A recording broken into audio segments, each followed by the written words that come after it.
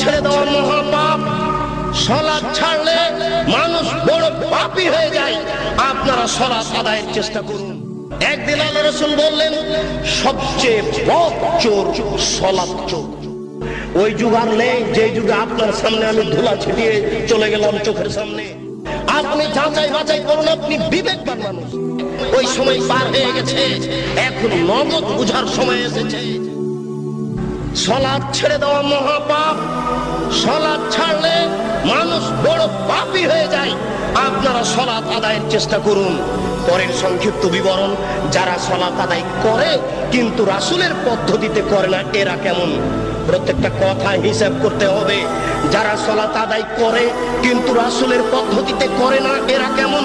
মহান আল্লাহ বলেন, ফাওয়াইলুল লিল মুসাল্লিন আল্লাযীনা হুম আন সালাতিহিম সাহুন। যারা ঠিক মতো সালাত আদায় করে না, করে কিন্তু রাসূলের পদ্ধতিতে করে না, ওদের থাকার জায়গা জাহান্নাম। ওদের থাকার জায়গা ওয়াইল নামক জাহান্নাম। সালাত আদায় করে কিন্তু রাসূলের পদ্ধতিতে করে না। একদিন আল্লাহ রাসূল বললেন, সবচেয়ে বড় চোর সালাত চোর, সবচেয়ে বড় চোর নামাজ চোর।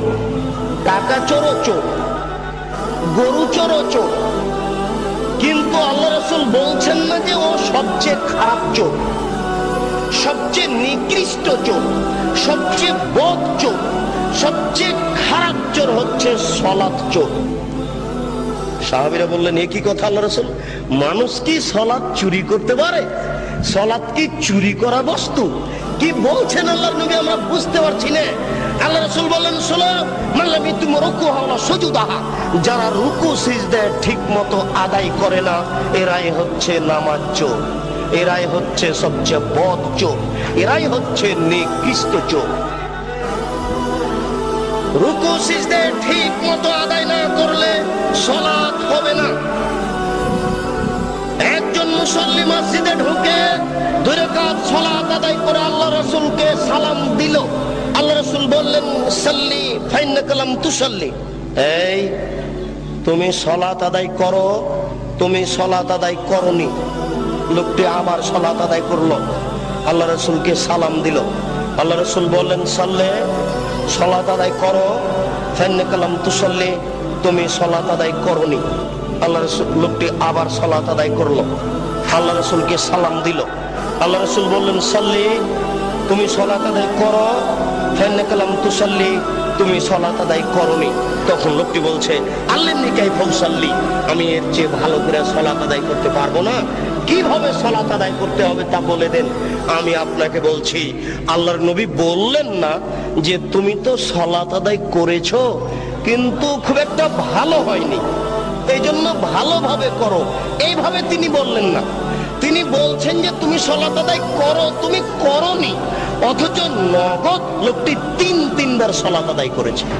আল্লাহর নবী তাকে যদি বলতেন যে তুমি সালাত আদায় করেছো, খুব একটা ভালো হয়নি, তাহলে আমরা বুঝতাম যে কিছু নেকি পাবে। কিন্তু সরাসরি একবার না করে দিলেন, তুমি সালাত আদায় করোইনি। বোঝা যাচ্ছে সালাত আদায়ের পদ্ধতিতে ভুল হলে আল্লাহ নেকি দিবেন না, তা আল্লাহ রাসূল নাকচ করে দিয়েছেন।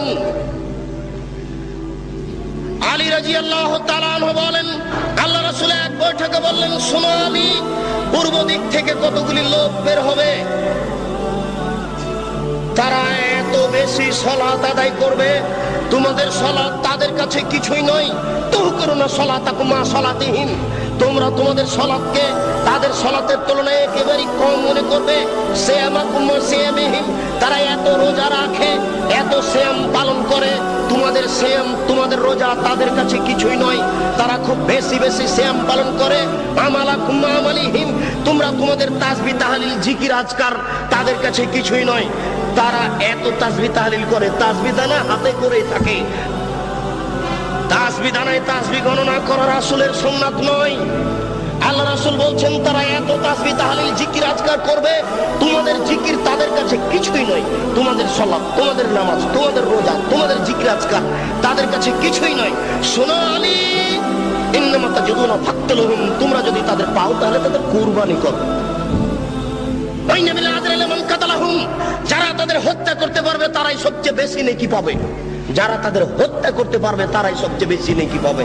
নেমে এবার এক শ্রেণীর নামাজিকে আল্লাহ রাসূল হত্যা করতে বললেন, এক শ্রেণীর রোজাদারকে আল্লাহ রাসূল হত্যা করতে বললেন, এক শ্রেণীর জিকির আজকারকারীকে আল্লাহ রাসূল হত্যা করতে বললেন।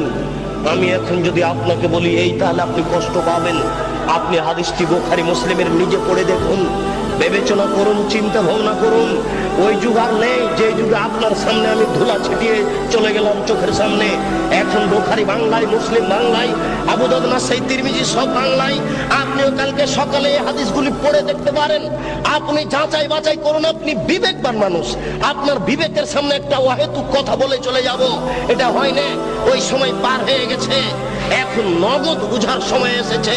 আল্লাহ রাসূল বলছেন, আলী শোনো, তাদেরকে যদি তোমরা হত্যা করতে পারো, যে ব্যক্তি হত্যা করতে পারবে সেই সবচেয়ে বেশি নেকি পাবে।